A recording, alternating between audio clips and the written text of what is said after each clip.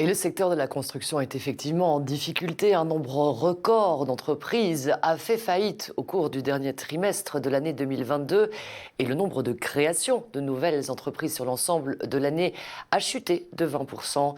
La Fédération de la construction MBuild appelle donc à des mesures de soutien. Sean Carter.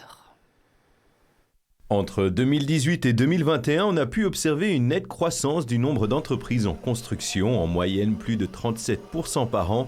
Mais celle-ci a pris fin en 2022 selon une analyse d'MBuild, la Fédération de la construction, sur la base des chiffres de Trends Business Information.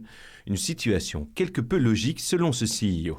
Il faut savoir que le secteur de la construction a très peu souffert des lockdowns. On a toujours pu continuer nos activités parce que non seulement notre activité était admise pendant les lockdowns, mais les lockdowns ont aussi boosté vraiment la demande chez les particuliers. Donc, on vient d'un niveau de création d'entreprises historiquement haut dans notre secteur et maintenant, on subit une correction qui est inévitable.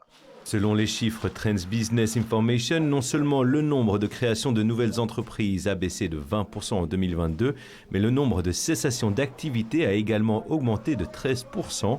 Et parmi ces cessations, ce sont surtout les faillites qui ont augmenté de 41%. Ceci dit, ce chiffre est à mettre en perspective. Mais ça, c'est un peu artificiel. C'est un peu lié à l'extinction des mesures de gouvernement de support.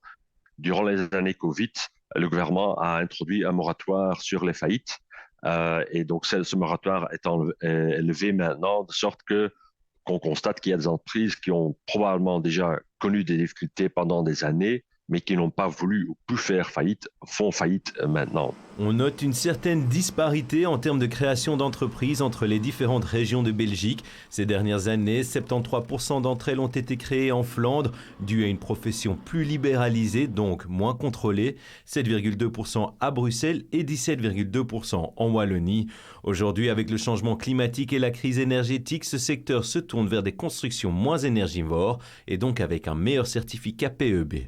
Techniquement, on est prêt, la capacité est là aussi, mais évidemment, ça amène à une hausse de coûts.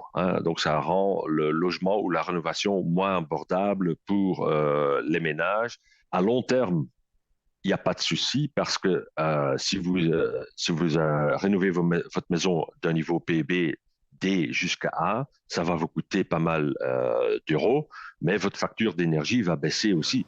Le Covid, la crise énergétique et l'inflation galopante ont remodelé tout ce milieu de la construction qui devrait rester stable pour 2023, selon ce CEO. Mais pour que ces investissements restent abordables, il faut maintenir des mesures de soutien, telles que la TVA réduite à 6% sur la rénovation et le recours aux énergies renouvelables. Le secteur de la construction a aussi besoin d'une réduction urgente des coûts salariaux pour rester compétitif et être stimulé. C'est un secteur au chiffre d'affaires de plus de 80 milliards d'euros.